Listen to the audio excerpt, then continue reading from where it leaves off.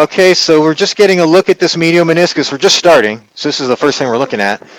And that meniscus is a little bit thin, but we can see this bucket handle tear. Right now it's reduced, but you can see how this thing is very, very unstable. Look at that thing.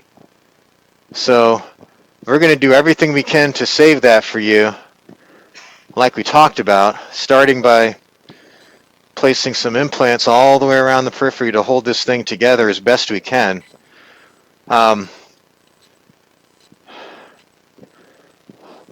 We're going to try and get a good idea of the extent of it posteriorly. It certainly extends all the way back to here.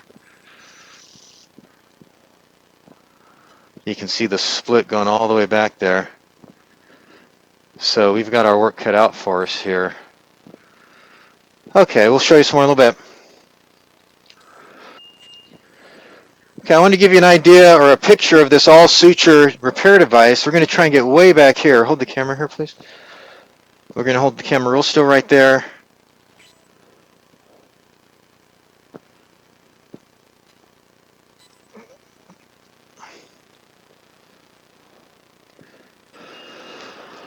Okay, we've started our repair posteriorly with a vertical stitch. You can see it right there. We're going to go ahead and cut the green suture. We don't need it anymore. Okay, just want to show you here what we're trying to do to save this meniscus. Right now we've got 3 implants in. We're about to do a 4th.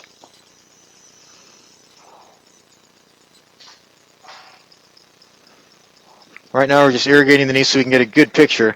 So we've got a combination of meniscal ball and fast fix implants. You can see how that suture works there.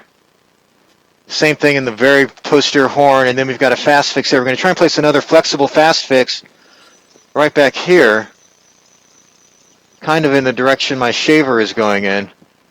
You can see there's a little gap right there in the middle of the screen. So we're going to try and go right there. We'll show you some more in a minute. Okay, we're just flushing a bunch of water through. We've got our implants placed, and this meniscus looks reduced.